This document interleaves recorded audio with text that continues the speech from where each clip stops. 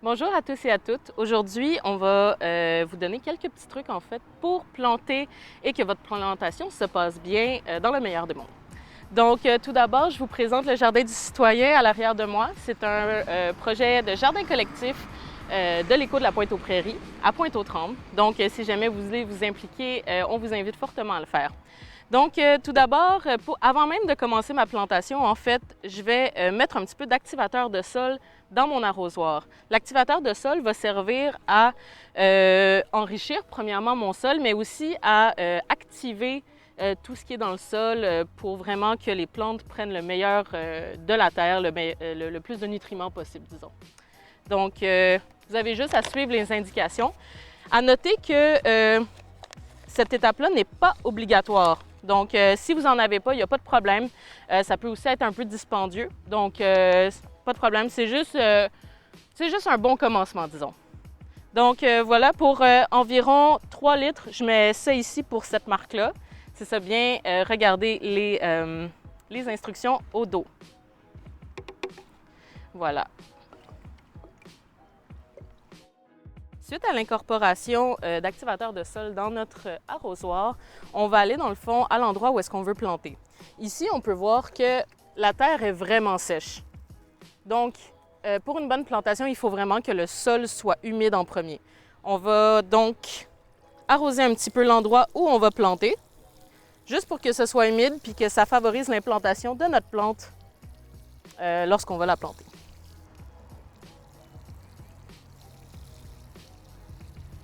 Donc là, on a arrosé un peu la surface, mais on peut voir si on gratte que le reste du sol est encore assez sec.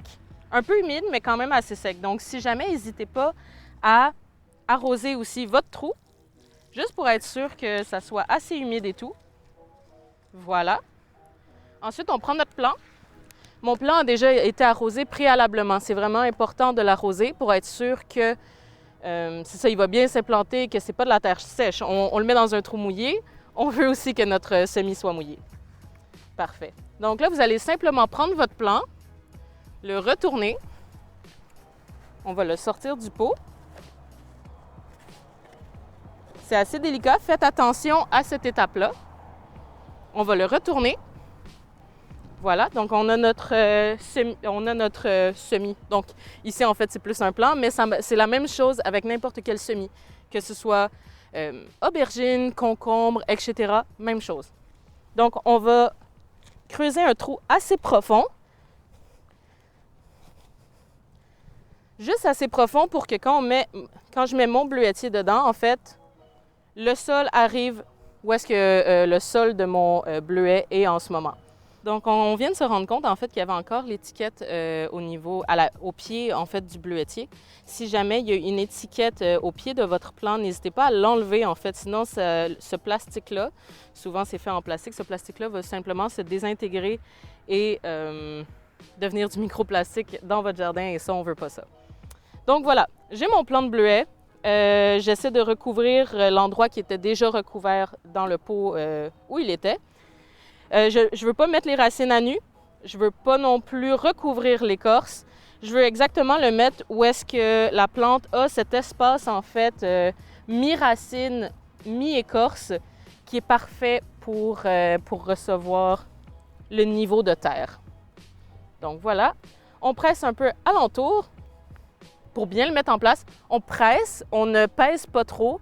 Il ne faut pas non plus que la terre devienne trop compacte. C'est simplement pour laisser le plant en place. Donc, voilà ici pour mon bleuetier. Je peux prendre l'étiquette qu'il y avait et le mettre juste pour me rappeler c'est quoi. Quoique je ne devrais pas avoir de problème avec un bleuetier. Et ensuite, on peut réarroser ici. Voilà. Et donc, maintenant, vous pouvez porter des gants aussi. Un petit conseil pour ne pas avoir plein de terre partout, mais moi, je suis un peu un enfant. Donc, il existe quelques exceptions.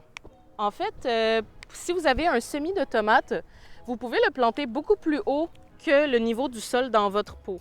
Vous pouvez le planter beaucoup plus haut parce qu'il y a des poils racinaires le long de la tige principale. Ces poils racinaires-là vont permettre la création ultérieure de racines. Surtout, on va dire, pour des plants comme celui-ci, qui s'est un peu étiolé. Il a grandi vite. On peut voir que la plante n'est pas aussi fournie qu'elle pourrait l'être. Donc, on peut ne pas hésiter à enlever déjà, en fait, les feuilles qui sont un peu... qui ont l'air un petit peu malades. Voilà. N'hésitez pas à le faire avec un instrument approprié. Je viens d'enlever le tuteur pour laisser ma plante, dans le fond, pour pouvoir bien la prendre ensuite. On va tout d'abord, en fait, creuser un trou, comme on a vu précédemment. Creuser un trou assez épais. Assez épais, en fait, assez profond, désolé. Parce que c'est ça, comme je vous ai dit, on peut enterrer notre plant de tomate plus profondément que le niveau dans lequel il est dans son pot. Parfait. Donc, ça ici. Je vais arroser mon trou un peu.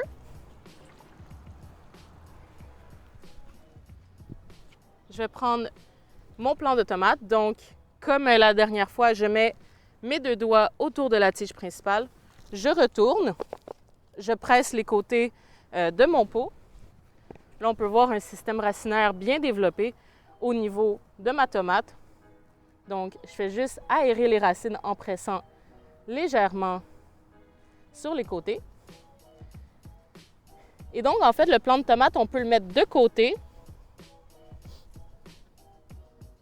comme ça, et je peux l'enterrer tel quel.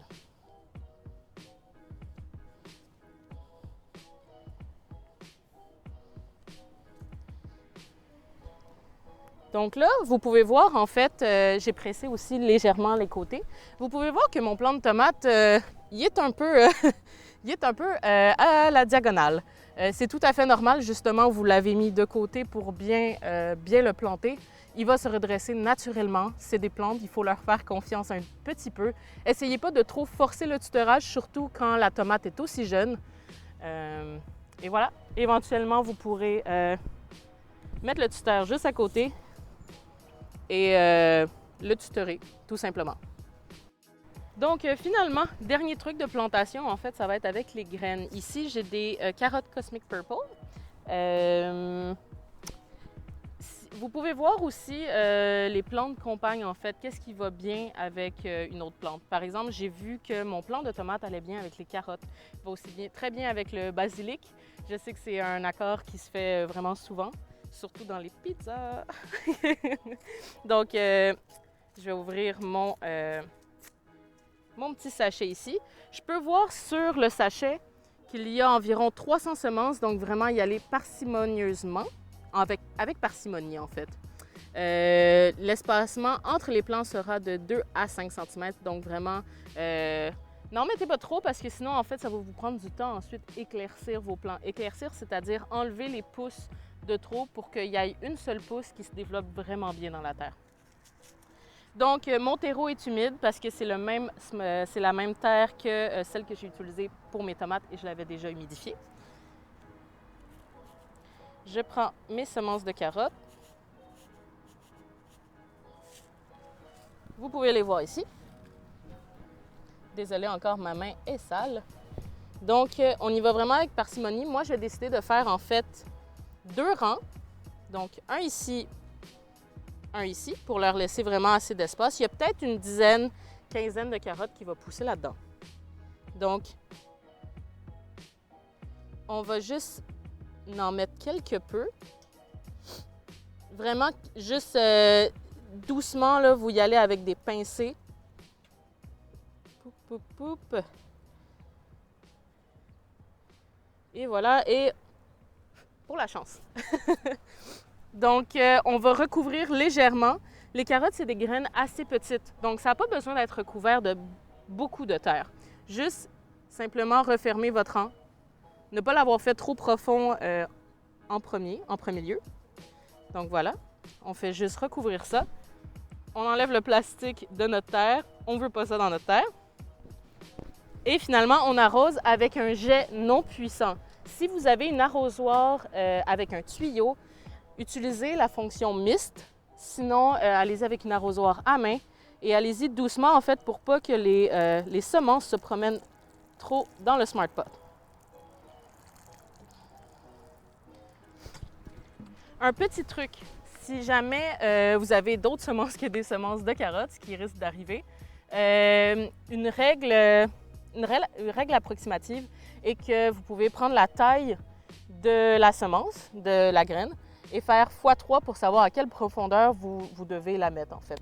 Donc une graine de haricot par exemple qui est assez grosse, vous pouvez la mettre jusqu'à 1 cm, 1,5 cm dans le sol, elle va bien pousser. Des semences de carottes comme on a vu qui étaient assez petites, plus en surface, vous recouvrez légèrement de terre. Et d'autres exemples, par exemple des graines de camomille, que là c'est vraiment juste à la volée, en surface, vous recouvrez même pas, vous faites juste arroser. Donc voilà, merci d'avoir été avec nous aujourd'hui. Si jamais vous voulez vous impliquer au Jardin du citoyen, je vous invite fortement à le faire. C'est un jardin collectif, donc pour tous et toutes, pour la communauté. Vous avez juste à nous contacter et merci.